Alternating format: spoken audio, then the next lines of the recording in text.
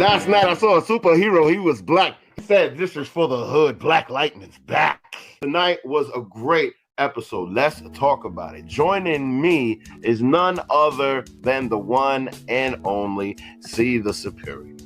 Hey! Also joining us is the guy that got his hairstyle stolen this evening. That is the one and only Jack Killer. See, exactly. As soon as I saw that, he stole my look from the hair, from the six-pack, but whatever. I'm glad that my look meant something for society. The name of this episode was simply titled Painkiller, I believe. And the opening was really cool because we get like this narration from Khalil. Dearest one, the path has been corrected. Go forth and conquer. And we get like this owl flying. It's like all the scenery looks cool. And we get this car. You're like, what kind of car? You don't know who's in the car and this and Grace. So I'm like, hold on, what's going on? You know, what's going on here? And they mentioned that they are now in this area called Kashik Valley, aka Wakanda. That's where they are. Wakanda meets Tokyo. It's mentioned that they are there. Grace and Anissa are there on their honeymoon. And if you guys remember, that's what they were talking about. They were going on in the last episode. Absolutely. Mm-hmm. So they're in the bar having a good time. Some guy comes up, some nerdy guy comes up, just really annoying, flashes the pictures of them. Whoa. Grace is not feeling well. She excuses herself. And next thing you know, she's being abducted. Like,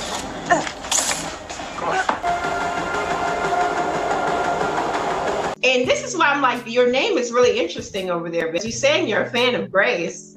Yeah. But I was like, yo, she really just let herself You be know why? abducted. No. Here's the thing. Here's the reason why I'm so excited when it comes to Grace. We didn't get to that scene yet, but there's the scene where she escapes, and it is awesome. Finally, she comes to her senses. And we get, Painkiller comes in, and he's fighting, and he gets Anissa, right?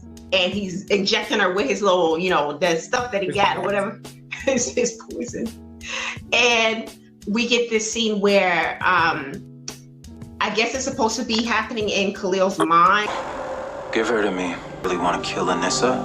Till I kill every damn Pierce, I'm in a constant state of pain. A fight breaks out between the two of them.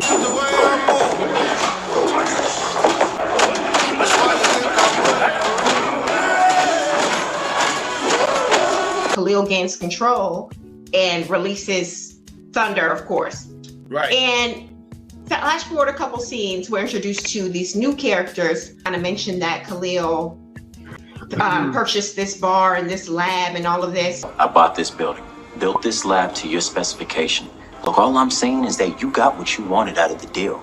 Where did he get this money from? Because that was pretty advanced. It wasn't like on some, oh, look, I just ordered this off Wish. This was very advanced. This was Amazon. So I couldn't understand. I just didn't understand where he got the money from. And they mentioned where he got the money from. Apparently, they stole it from the ASA.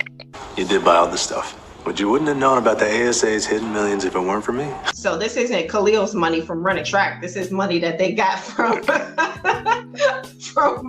ASA and their underground business. New cast, one of the guys, the Asian dude, and I recognized him as an actor from, I watched Insecure, so I said, oh my God. Yeah, he's on Insecure? Yes, that's Molly's man. To get introduced to another guy, I believe they said his name was Donald, and he's like an ex-Marine / holistic healer, and he tries to get Anissa back. Yeah, he saved Anissa pretty much. Thunder asks Painkiller or Khalil to save Grace at this point because she's incapacitated. So Khalil is very much the reluctant hero of this episode. He eventually agrees to go save Grace. But while doing so, he comes across this like weird technology room. These people, I can't even describe it. A bunch of kids with computers connected to their brains. And he takes the computers, right? And I'm thinking, like, will this kill these people? Like, he's just snatching the. Will this just like shut them, make them brain dead or anything? No. Here's the thing, right? Essentially, the most powerful computer on the planet is the brain. So what they're saying is that they're connecting people in order to use their brain to mine Bitcoin, basically printing money by using somebody's brain. I thought that the idea was freaking genius. Wow. But yeah, like if you understand what's going on, you know what I mean? Like I thought it was genius. Grace, later on, even though she's abducted and taken in by this mysterious new villain, her name is Maya, we find out. She finally gets her wits together and decides that, okay, I'm not a damsel in distress anymore. I want to fight back. And she escapes. Thank God, because I was wondering when she's going to remember she's a powerful character in this story. So, no, I don't give her a hand clap. No, here's the thing. Wait, here's the thing. For 4 seasons. My God. For 4 seasons, man. And it got to this point. 4 seasons. You know what I mean? She was so bad. And now she got her inner, you know? That's what she got. She got her inner good fella. You know what I mean? She just started beating him up. And doing that, and then she took the ill pose. You know what I mean? Like this, like she was ready to go. Like she's gonna be like Mystique. I'm telling you, I'm here for it. I've been wanting it from the beginning. What's his name? Donald. He was stealing glances at Thunder all night. You already know that. I was like, I'm about to nickname him Bedroom Eyes, because when he was like talking to her, he was like giving her like, you know, the googly, like, you know, yeah. Yeah, he was. Thank you. I'm glad I wasn't the only one who saw it. You know what it is? Even though we know, like, Anissa is supposed to be, you know, she's LGBT, right? Mm-hmm. But there's times where characters are making moves, and it almost felt like she was like, "Yeah, I'm with it." Like, you know, like she's right. Yeah, and she's talking about she was out her whole life, but she's definitely giving like bisexual vibes, even from the other episode when she was leaning on, you know, Dr. Obama. Dr. Obama. No, I get it. I'm a player too. I ain't mad. Right, that episode. I'm like, why is she giving off this energy? But yeah, all the guys are she does that. Because you know what it is? Her character is always displayed to being a flirt.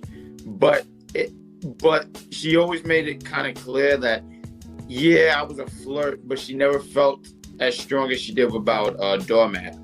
AKA Grace. Hey, put respect on her name, man. Put respect on her name. She is no longer a doormat. She now has a backbone. He's now covering her face. She now got the hoodie popping. COVID conscious. Break into this tech facility. I want to say it was called 01 Technology or something like that. And we get this real cool, like, kick-ass scene. This was a really action-packed episode. I feel like more so than the episodes we've been getting up until this point. Maya initiates some kind of shutdown, like automatic, like, you know, detonation of the facility. Activate self-destruct. Self-destruct activated. But Painkiller's in control of Khalil's body at this point, and he's almost like ready to end it all. He kind of has like this breakdown scene where he expresses like regret almost for killing Khalil's mother. She was my mother too. They have like this back and forth in front of the elevator of Khalil trying to get him to, you know, calm down and get out of the facility. And I'm interested to see how they make this Khalil Painkiller thing, because it's almost like an allegory for like mental illness or something. What I felt about this episode, it gives you an idea of what Painkiller, the TV series, is going to be like. Him battling with, you know, when you have Khalid, he's sitting there going like, no, let's not do this, let's not do that. But then Painkiller's like, yeah, but if we don't do this in this situation, we're both gonna die. I don't want to die. And Khalid is like, I don't want to die. I thought it was a great dynamic. At the very end, we get the scene where they're at the bar. Promise me you won't tell her where I am. I promise. And also after that, we get a scene with Maya. She's in like the Stark Towers or whatever, and she's speaking to the Black Surrey, and she's like, Casey, call him. Calling him. and we get boom from season 2. Odell. Turtle is back. Turtle's back, and that's her dad. Hi, Dad. How are you? See that coming at all. But now that she had access to all of that technology and she had all of those like back pocket things, and that makes a ton of sense. Yeah, exactly. I loved it. I loved seeing Turtle back. I'm not gonna lie. I thought he was long. You know what I loved about Turtle? He reminded me of that roach who gets stepped on. He keeps moving. Like, I love that he just won't go away. Like, he got shot and he did this very nasty. When he got shot, he was like, ugh. But then he's back and he's like, I can't go anywhere. You know why? Because I'm Turtle. So that was the episode. Very exciting, very new feel. Excited to see what happens later on the season and later on in the spinoff. Yep. So join us next week on UPRE. Like and subscribe. See you later. Bye. Okay, Bye. Peace.